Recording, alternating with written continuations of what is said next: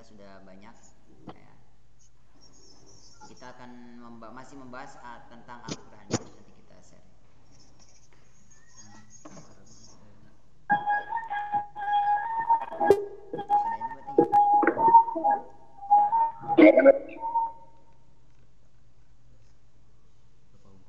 Oh iya, siap.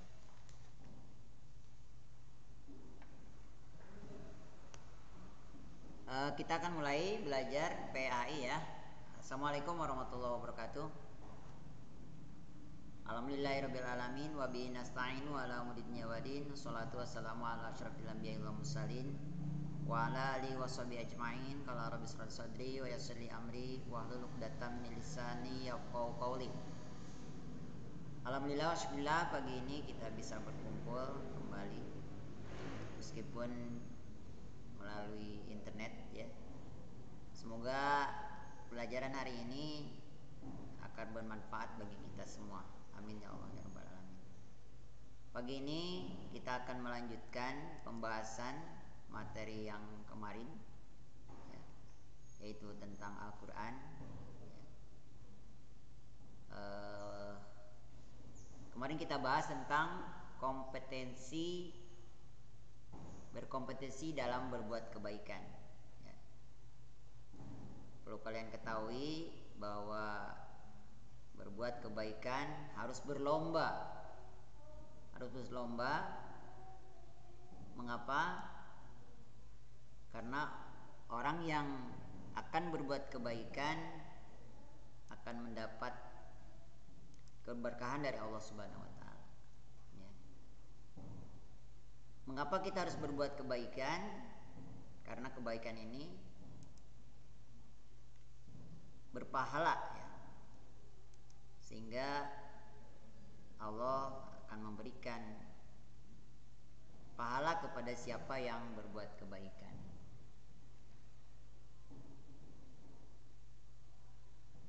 Anak-anakku sekalian, kemarin pada pertemuan yang lalu kalian sudah ada yang baca ya, tentang ayat yang sudah kemarin kita pelajari, yaitu surat apa?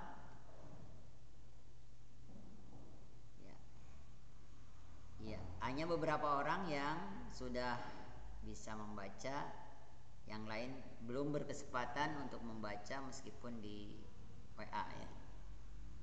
Mudah-mudahan di rumah kalian tetap belajar membaca, apalagi waktu luang yang kalian siapkan sangat banyak ya. Sehingga kalau mengandalkan jam yang ada di sekolah, ini tidak akan cukup untuk mempelajari beberapa bab yang ada pada bab 1 ini, yaitu bab 1 ini taat pada aturan, berkompetisi dalam kebaikan, dan etos kerja. Jadi 3 bahasan ini yang akan kita pelajari dan sudah sebagian kita pelajari ya, yaitu tentang berkompetensi dalam kebaikan ya. Sekali lagi, orang yang baik adalah orang yang melihat kebaikan, mereka cepat melaksanakan kebaikan itu, tidak menunggu waktu ya. Karena kebaikan ini akan mendapat balasan dari Allah Subhanahu wa taala.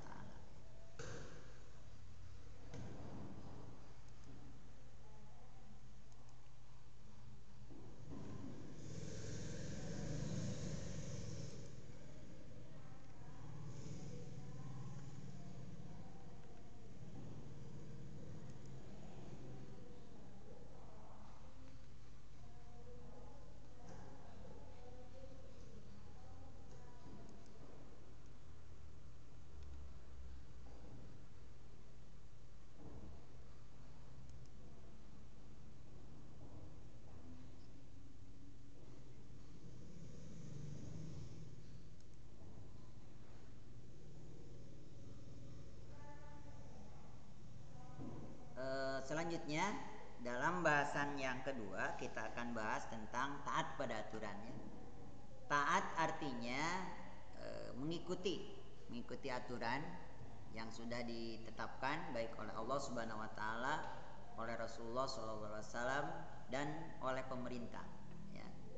Jadi kita selaku orang Islam ada 3 ketaatan yang wajib kita laksanakan.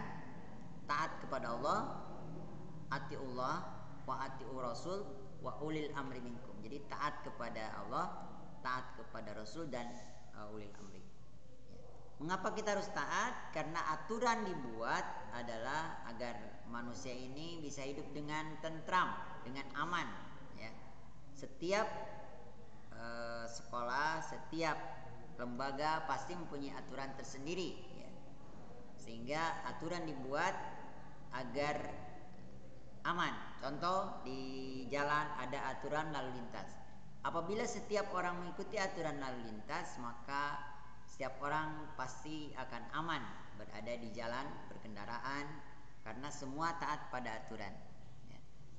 Di sekolah ada aturan tata tertib. Setiap anak wajib pakai seragam, masuk jam 7.15 kalau dalam kondisi normal dan pulang jam 3 ya.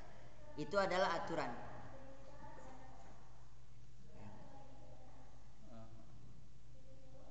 Tapi beres video di share video Pak. Mau dari mana Pak? PowerPoint? Iya, mohon. Iya.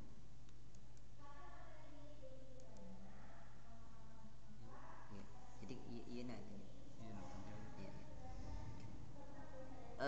Mohon maaf ya.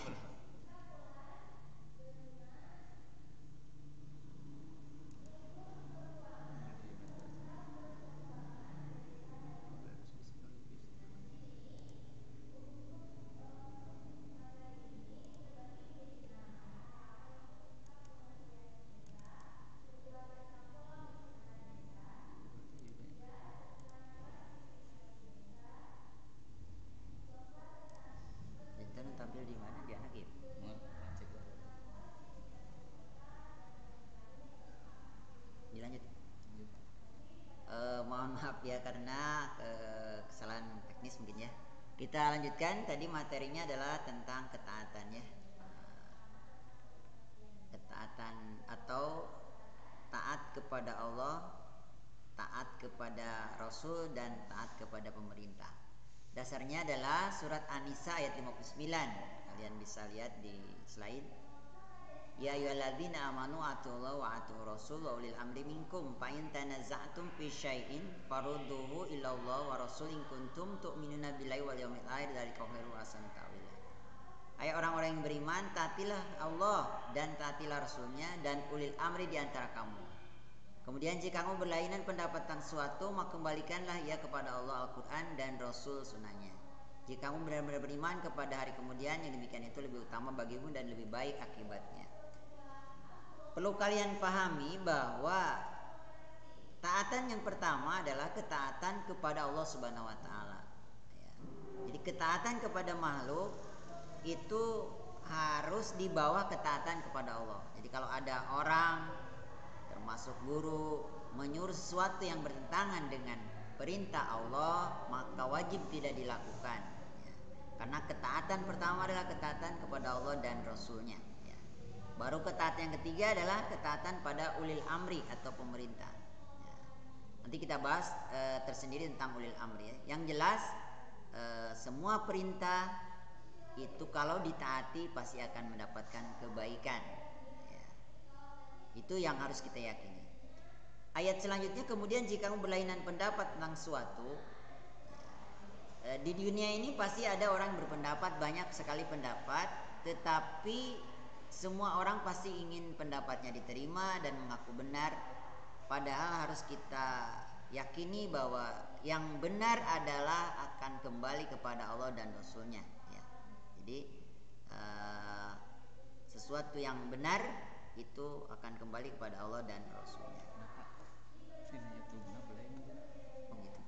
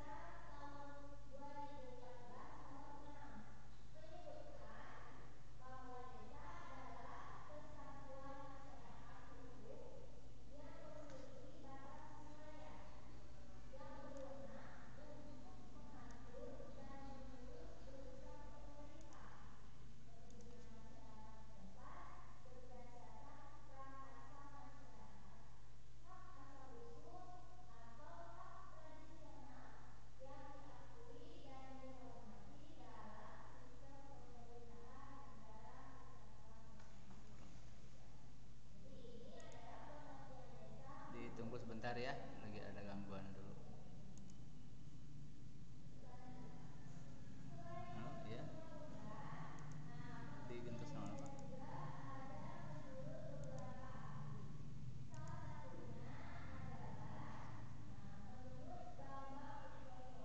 Oh, display beres aktif. Heeh.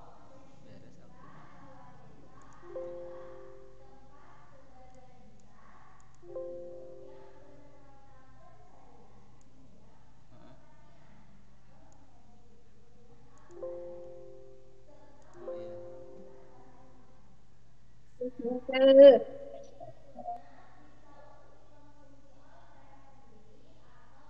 Dina selesainya kalau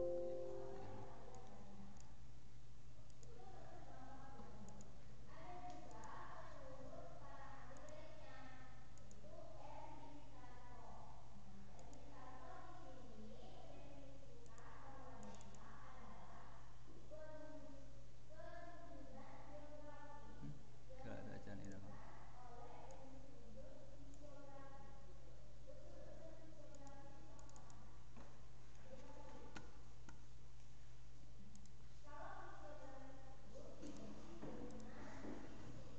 Translasional.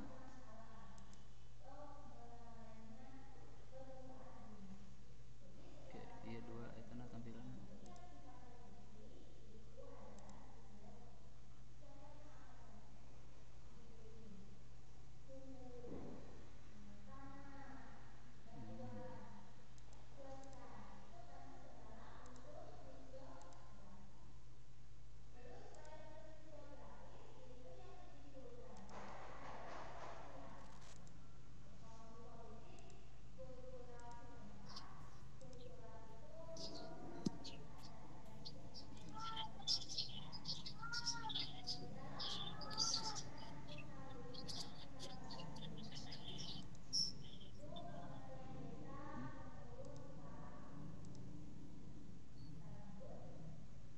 Masih hidung Pak.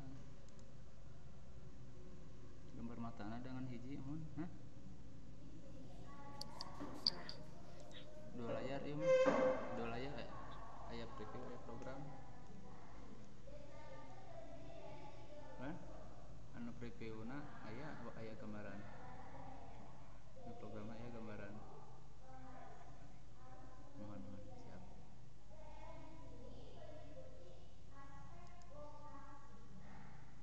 Aya namun tos.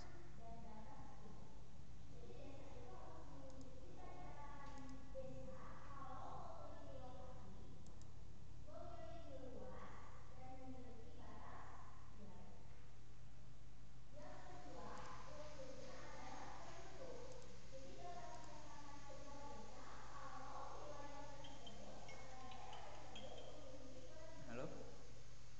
Udah ada. Nah, siap. Iya, Pak. Pak, tos satu.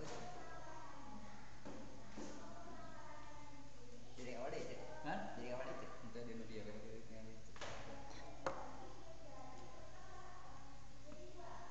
Mohon maaf ya, barusan ada error ya, ada kesalahan. Bisa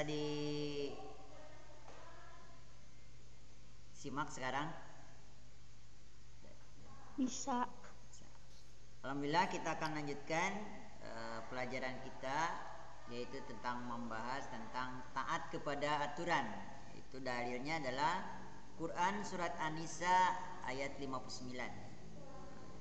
Kalian bisa buka Al-Qurannya, Quran surat An-Nisa ayat 59 ya. Tadi sudah dibahas tentang ketaatan ya. Ketaatan kita itu ada tingkatannya. Yang pertama, taat kepada Allah. Yang kedua, taat kepada Rasul. Dan yang ketiga, taat kepada ulil amri atau pemerintah. Nah, itulah urutan ketaatan yang harus kita lakukan di dunia ini. Kalau kita kembali, kalau ada perintah sesuatu dari seseorang, maka cek dulu apakah perintah itu bertentangan dengan perintah Allah dan Rasulnya atau tidak. Kalau bertentangan, maka ketaatan pertama adalah ketaatan kepada Allah dan Rasulnya. Nah, sekarang ada pengertian daripada taat pada aturan. Taat itu artinya tunduk, tidak curang atau setia. Adapun aturan adalah tindakan atau perbuatan yang harus dijalankan. Jadi taat pada aturan adalah sikap tunduk atau yang dibuat oleh pada peraturan yang dibuat oleh manusia atau oleh nabi atau oleh pemimpin atau oleh Allah Subhanahu wa taala. Jadi itulah ketaatan. Jadi taatnya ada urutannya, taat kepada Allah, taat kepada Rasul, dan taat kepada manusia, atau di sini adalah taat kepada pemerintah. Ayat ini turun berkaitan dengan Abdullah bin Huzaifah ketika Rasulullah mengangkatnya menjadi pemimpin syariah. Syariah ini adalah perang yang tidak diikuti oleh Rasulullah. Adapun perang yang diikuti oleh Rasulullah namanya Ghazwah, ya. Jadi setiap perang Rasulullah ikut berperang. Kalau Rasul tidak ikut berperang namanya Syariah, dan kalau Rasul ikut berperang bersama pasukan kaum muslimin maka itu disebut Ghazwah, ya. Kemudian As-Sa'di berpendapat bahwa ayat ini turun berkenaan dengan Amr bin Yasir ketika keduanya diangkat oleh Rasulullah sebagai pemimpin syariah, atau tadi perang yang tidak diikuti oleh Rasulullah, ya. Ini sebab turunnya ayat tadi. Nah, sekarang tentang ulil amri. Ulil amri ini ada beberapa pendapat ulama tentang ulil amri. Yang pertama, menurut Abu Ja'far bin Jarir at-Tabari, ulil amri adalah umaro, alul ilmi, ahli fikih, ya. Jadi pemimpin, ahli ilmu atau ahli fikih, maka termasuk kepada ulil amri, ya. Jadi itu pengertian pertama, Abu Ja'far Muhammad bin Jarir at-Tabari. Kemudian yang kedua, menurut Al-Mawardi ada 4 pendapat yang mengartikan tentang ulil amri. Yang pertama, umaro, pemimpin, ya, pemimpin masalah dunia, misalnya ada presiden, menteri, ya. Itu diantara pengertian umaro yang pertama menurut Al-Mawardi. Dan yang kedua, ulama atau fuqaha. Fuqaha adalah ahli fikih. Jadi termasuk ulil amri adalah para ulama. Kemudian yang ketiga, sahabat-sahabat Rasul. Ya, sahabat Rasul semuanya ulil amri. Ya. Nah, di sini ada dibatasi dengan sahabat Rasul hanya 2 orang saja, yaitu Abu Bakar dan Umar. Itu termasuk ulil amri. Ini pendapat ulama tentang ulil amri. Pendapat ketiga adalah Ahmad Mustafa Al-Maraghi. Ulil amri adalah umaro, alikma, ulama, pemimpin pasukan, dan seluruh pemimpin lainnya. Jadi Ahmad Mustafa ini lebih luas menjelaskan tentang pengertian daripada ulil amri, ya. Jadi tadi atiullaha wa atiur rasul wa ulil amri. Inilah pengertian ulil amri menurut para ulama, ya.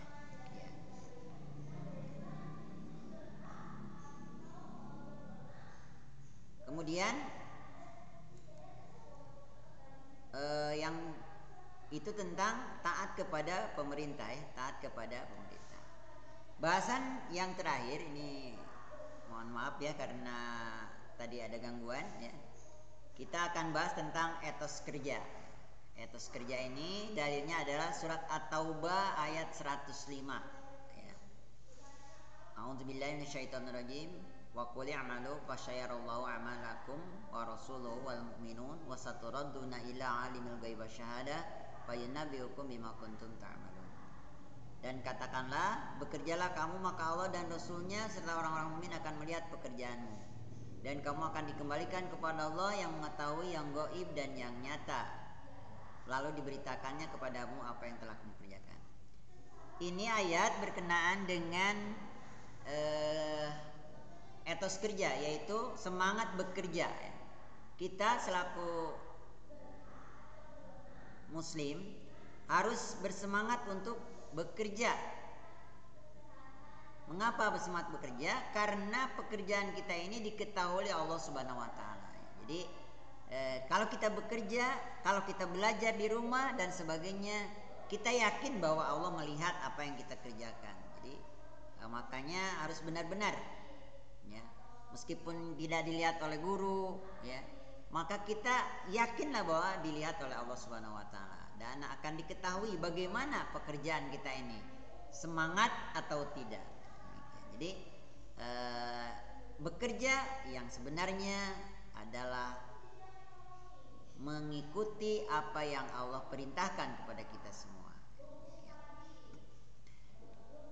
Kemudian apa hukumnya bekerja ini? Ulama mengatakan wajib ya. Jadi bekerja ini wajib, terutama apabila sudah punya tanggungan ya. Maka bekerja hukumnya wajib ya. Seorang muslim harus menyeimbangkan antara kepentingan dunia dan akhirat ya. Kita tidak termasuk orang yang baik kalau hanya mementingkan kehidupan dunia saja ya. Dan tidak juga termasuk orang yang baik kalau hanya mementingkan kehidupan akhirat saja, sehari-hari sholat dan sebagainya ya. Tetapi Islam mengajarkan agar menyeimbangkan antara kepentingan dunia dan kepentingan akhirat ya. Jadi bekerja tidak semata hanya berorientasi pada kehidupan akhirat saja, tapi juga memikirkan kepentingan kehidupan di dunia, karena kita masih berada di dunia ya. Apalah kita artinya kita rajin bekerja, rajin beribadah kepada Allah Subhanahu wa taala, tapi hidup kita menjadi beban yang lain. Maka Islam mengajarkan agar kita rajin bekerja ya. Dan tadi bekerja kita pasti dilihat oleh Allah Subhanahu wa taala. Di sini adalah dari Mikdam dari Rasulullah SAW bersabda, tidak seorang pun yang makan lebih baik daripada makan hasil usahanya sendiri. Sungguh Nabi Daud makan hasil usahanya sendiri ya. Jadi dalil ini memberikan motivasi kepada kita untuk lebih rajin, untuk lebih giat lagi dalam bekerja ya. Karena makanan yang paling baik, makanan yang dimakan oleh seseorang adalah makan dari hasil usahanya sendiri, hasil tangannya sendiri ya. Jadi makanya rajin-rajinlah kita bekerja ya. Kemudian perlu diketahui juga umat Islam dianjurkan agar tidak hanya merasa cukup dengan melakukan tobat. Jadi tobat, kalau kita berdosa maka dianjurkan bertobat, tetapi harus dibarengi dengan usaha-usaha untuk melakukan perbuatan yang terpuji lainnya ya. Jadi tobat saja kalau tidak dibarengi dengan usaha-usaha yang terpuji, maka tobatnya insya Allah tidak diterima. Tetapi harus diikuti dengan perbuatan yang baik, karena perbuatan yang baik akan menghapus perbuatan-perbuatan yang jahat ya. Nah, maka tobat akan lebih bermanfaat, akan lebih bernilai apabila tobat itu diikuti dengan usaha. Usahanya apa? Menjauhi apa yang kita lakukan sebelumnya yang itu salah. Itu adalah bertobat. Jadi tobat tidak cukup kecuali dibarengi dengan usaha-usaha untuk melakukan perbuatan terpuji ya. Perbuatan terpuji yang baik diantaranya belajar, kemudian sholat pada waktunya, menunaikan zakat, membantu orang yang membutuhkan, dan menyegerakan untuk mengerjakan sholat ya. Saling menasihati teman. Semua itu dilakukan atas dasar taat dan patuh kepada perintah Allah dan yakin bahwa Allah pasti menyaksikan. Jadi kita melakukan ibadah atau disebut ihsan adalah seakan-akan kita melihat Allah. Jadi ibadah itu seakan-akan kita melihat Allah.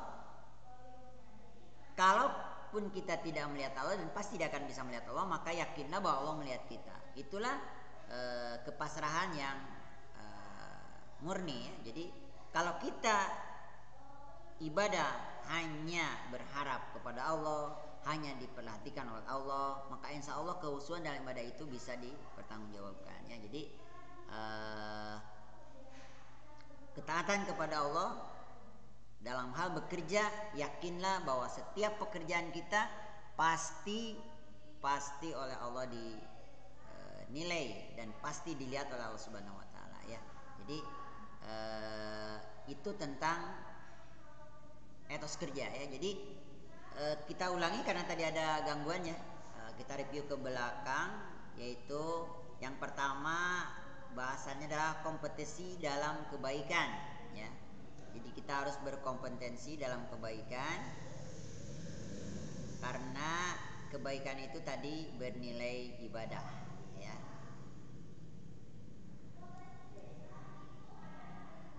Nah, ini dalilnya yaitu yang sudah kita pernah baca pada 2 pertemuan yang lalu, yaitu tentang fastabiqul khairat. Fastabiqul khairat ini berlomba-lomba dalam kebaikan, ya. Mengapa? Karena hidup ini adalah kompetisi untuk menjadi yang terbaik, ya. Tapi banyak orang yang terjebak pada kompetisi yang mengutarakan hawa nafsu jauh dari suasana rohani. Jadi kompetisi yang dianjurkan oleh Islam adalah kompetisi dalam kebaikan, ya. Kemudian yang berikutnya ini ada beberapa alasannya, ya. Wa ta'awanu 'alal birri wat taqwa wa la ta'awanu 'alal itsmi wal 'udwan adalah ayat yang menjelaskan agar kita berbuat saling menolong kepada teman, ya. Tetapi dalam hal ini yang perlu diperhatikan dalam berbuat kebajikan dan takwa, ya. Jadi tolong menolong itu dalam berbuat kebajikan dan takwa, bukan tolong menolong dalam berbuat pelanggaran. Artinya kalau kita hubungkan dengan ketaatan tadi kepada Allah, Rasul, dan ulil amri, kita kalau ditanya oleh teman, ini bagaimana ini, saya nggak bisa nomor 10 misalnya dalam ulangan. Nah, maka kalau kita menolong itu bukan termasuk kebajikan, termasuknya kepada pelanggaran. Karena menolong ketika ulangan adalah pelanggaran, berarti bukan mengerjakan kebajikan dan takwa. Meskipun itu dalilnya kita nolong, ya, nolong teman kok nggak bisa nomor 5 misalnya ulangannya, maka kita tolong. Itu tidak termasuk tolong menolong, ya. Nah, yang termasuk tolong menolong adalah kalau sedang kerja kelompok misalnya, ya kelompok melakukan suatu yang boleh saling bertukar pikiran, saling berdiskusi, maka itu tolong menolong dalam mengerjakan kebajikan dan takwa, ya. Ya, kemudian yang berikutnya kita ini saja. Tadi pada aturannya sudah kita bahas sebagian, ya, karena tadi ada kesalahan teknis, ya. Maka dapat disimpulkan dari 2 pelajaran yang kita pelajari hari ini bahwa Al-Quran semuanya mengatur kehidupan manusia, ya. Bagaimana taat kepada Allah, taat kepada Rasul, taat kepada pemerintah atau ulil amri, ya. Nah, itu sudah diatur oleh Allah Subhanahu wa taala, dan Islam ini merupakan agama yang paling lengkap. Semua aturan kehidupan manusia sudah ada dalam Islam, ya. Bagaimana cara taat kepada Allah, bagaimana taat kepada Rasul, bagaimana taat kepada pemerintah, itu sudah dijelaskan oleh Allah Subhanahu wa taala dalam Al-Qur'an dan hadis, ya. Artinya kalau ada perintah yang bertentangan dengan perintah Allah dan Rasulnya, maka kita harus ikuti perintah Allah dan Rasulnya, ya. Misalnya kalian disuruh memakai jilbab untuk perempuan, ya, maka itu perintah Allah. Apabila ada seorang yang melarang memakai jilbab, maka perintah seseorang itu tidak wajib kita lakukan karena bertentangan dengan perintah Allah, ya. Nah, kemudian ada permasalahan. Kalau seseorang, misalnya nih, seorang siswi sedang sholat di rumahnya, ya, sedang sholat di rumahnya, kemudian ibunya memanggilnya, misalnya sedang sholat duhur, ya. Anak perempuan sedang sholat duhur di rumah. Kalau anak laki-laki kan harus di masjid, ya. Anak perempuan ini sedang sholat duhur di rumah. Kemudian ibunya memanggil. Itu ada 2 perintah dalam satu waktu. Perintah melaksanakan sholat yang hukumnya wajib, kemudian perintah menjawab panggilan orang tua yang hukumnya wajib. Bagaimana kalau ada kondisi seperti itu? Ada yang bisa jawab? Ya. Maka menurut para ulama, kalau ada dua kondisi yang seperti itu yang sama-sama wajib, maka ketaatan yang pertama adalah ketaatan kepada Allah. Jadi kita tidak boleh menjawab panggilan orang tua itu ketika kita sedang melakukan kewajiban kepada Allah, yaitu sholat duhur tadi ya. Maka ulama menjelaskan bagaimana caranya agar kita tidak berdosa di hadapan orang tua ya. Maka Islam mengaturnya, kita baca saja bacaan sholat kita ini agak keras sehingga orang tua mendengar ya, dan tahu bahwa kita sedang sholat. Misalnya takbir Allahu Akbar, itu dikeraskan sehingga orang tua kita tahu bahwa kita sedang sholat. Artinya ketaatan kepada Allah tidak boleh menyinggung perasaan orang tua. Tapi karena urutan tadi taat itu harus kepada Allah dulu, maka tidak boleh kita membatalkan sholat karena ingin menjawab panggilan orang tua ya. Jadi taat kepada Allah tapi tidak menyinggung perasaan orang tua adalah dengan cara mengeraskan bacaan sholat sekedar didengar oleh orang yang memanggil ya. Jadi itu Islam sangat sempurna mengajarkan kepada manusia bagaimana etika ketaatan kepada Allah Subhanahu wa taala. Jadi jangan sampai kita salah ya. Itu kasus yang pertama. Jadi seorang siswi sholat di rumahnya kemudian dipanggil oleh orang tua, maka cara yang dibenarkan oleh agama adalah tetap sholat fardu dan mengeraskan bacaan sehingga orang tua berhenti memanggilnya karena tahu bahwa anaknya sedang sholat. Nah, itu kalau dua perintah yang sama, jadi taat kepada Allah dulu ya. Yang kedua, kalau kasusnya sedang Andriana ini sedang sholat di rumah, sholat duha ya. Karena kalau sholat wajib kan harus di masjid ya untuk laki-laki. Ini kebetulan sholat duha di rumahnya karena tidak ke sekolah atau tidak kemana-mana. Kemudian orang tuanya manggil. Maka ini aturan ulama, karena sholatnya bernilai sunnah dan menjawab panggilan orang tua nilainya wajib, maka Andriana ini harus membatalkan sholat sunnahnya dan menjawab panggilan orang tua. Dan ingat, pengertian menjawab adalah menghadap ya. Ini kita banyak yang salah ini sedang adzan di masjid ini, mari kita jawab adzan ya. Rapat kita berhentikan dulu karena menjawab adzan. Nah setelah adzan selesai ternyata dilanjut misalnya, maka itu tidak pas dengan menjawab.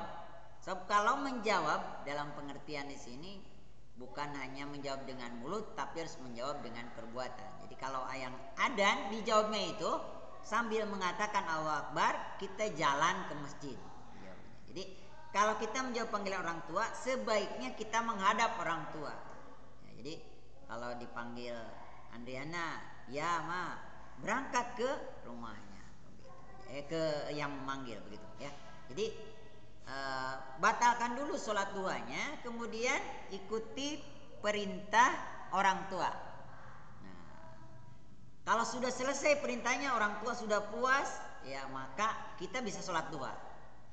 Nah, jadi itu aturan taat ya kepada Allah. Kalau sama-sama wajib berarti Allah dulu, tapi kalau yang satu sunnah yang satu wajib, maka yang wajib dulu ya. Jadi itu adab mengikuti aturannya. Ya, itu tambahannya ya. Selanjutnya yang perlu juga dibahas adalah tentang etos kerja ya. Di sini kita diharapkan meskipun tidak sekolah, di rumah kita banyak membantu orang tua. Karena kalau dilatih dari kecil kita saling menolong, apalagi dengan orang tua, bekerja mengikuti orang tua, maka insya Allah ya. Karena apa? Karena bekerja ini tadi hukumnya wajib ya. Bekerja ini hukumnya wajib, dan Allah dan Rasulnya serta orang mukmin akan mengetahui pekerjaan kita. Jadi makanya di perusahaan, di pemerintahan suka ada pegawai teladan. Nah, pegawai teladan itu adalah tadi karena dilihat oleh Allah, dilihat oleh Rasul, dan dilihat oleh manusia. Jadi orang banyak melihat pekerjaan kita. Jadi kalau kita rajin bekerja, maka insya Allah selain kita dapat pahala akhirat, juga dapat pahala dunia, yaitu jabatannya misalnya naik, karirnya menjadi naik dan sebagainya. Itu akibat apa? Akibat etos kerja yang baik ya. Dan ini perintah Allah yang tadi hukumnya wajib ya. Jadi orang yang sudah mampu bekerja maka dia wajib bekerja ya, karena Islam tidak tidak berharap kepada manusia untuk minta-minta. Jadi dalam Islam dilarang meminta-minta kepada yang lain, tetapi harus bekerja. Zaman Rasulullah ada orang yang dalam sehariannya terus saja berada di masjid. Rasulullah datang ke masjid subuh, kemudian setelah sholat subuh Rasulullah keluar, itu seorang pemuda itu masih berada di masjid ya, berzikir ya, dan sebagainya, itu berada di masjid. Rasulullah membiarkan. Kemudian duhur Rasul masuk masjid lagi, si pemuda itu masih ada ya. Setelah duhur Rasul keluar bekerja lagi, si pemuda itu masih tinggal di masjid ya. Kemudian asar, maghrib sampai isya. Setelah sholat isya Rasulullah mengunjungi pemuda tersebut dan bertanya, "Hai pemuda, saya perhatikan kamu dari pagi sampai malam ini kamu berada di masjid terus ya. Apa maksud kamu berada di masjid seperti ini?" "Ya Rasulullah, saya ini orang miskin, saya tidak punya pekerjaan, dan saya minta kepada Allah dari subuh tadi sampai malam ini, saya minta kepada Allah, minta rezeki ya." Kata Rasulullah, "Apa kamu sudah dapat rezekinya?" Kata seorang pemuda tersebut, "Belum ya Rasulullah ya." Maka Rasulullah bersabda, "Tidak akan datang rezeki itu dari langit kecuali harus diusahakan." Jadi sekali lagi, rezeki ini tidak akan turun dari langit tanpa kita mencarinya ya. Maka dalam Islam dianjurkan kita untuk bekerja ya, tetapi jangan lupa beribadah kepada Allah Subhanahu wa taala. Jadi keseimbangan antara bekerja dan beribadah kepada Allah Subhanahu wa taala. Demikian itu tentang bekerja ya. Jadi Islam menganjurkan agar kita rajin bekerja, tidak berpangku tangan ya, sehingga apa yang kita kerjakan akan baik untuk kita di dunia dan di akhirat ya. Makanya kalau ada anak yang leha-leha, banyak bermain, itu tidak mencerminkan bahwa dia seorang pemuda Islam yang mempunyai masa depan yang baik ya. Orang yang mempunyai masa depan yang baik, dia selalu bekerja sesuai dengan kemampuan ya, sesuai dengan kemampuan ya. Itu tentang bekerja ya.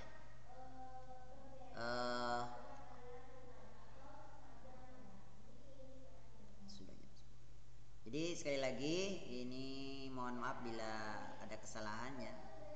Sementara mungkin itu yang bisa saya sampaikan. Mudah-mudahan ada manfaatnya. Dan untuk materi yang lainnya saya sudah share di grup ya. Silakan kalian bisa rangkum, bisa catat. Kemudian untuk pertanyaan, mungkin kalau ada yang bertanya silakan. Ada yang bertanya?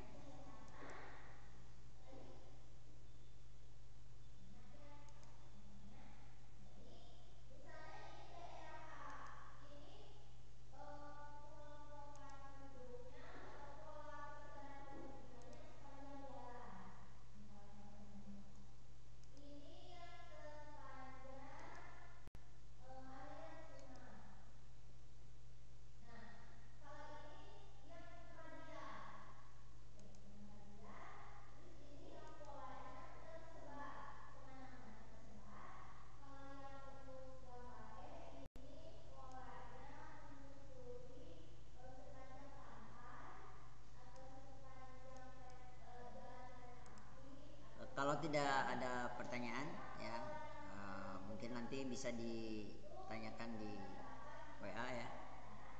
Mungkin hanya dicukupkan sekian. Mohon maaf bila ada kesalahan. Subhanakallahumma bihamdika wa asyhadu an la ilaha illa anta wa atubu ilaik. Wassalamualaikum warahmatullahi wabarakatuh.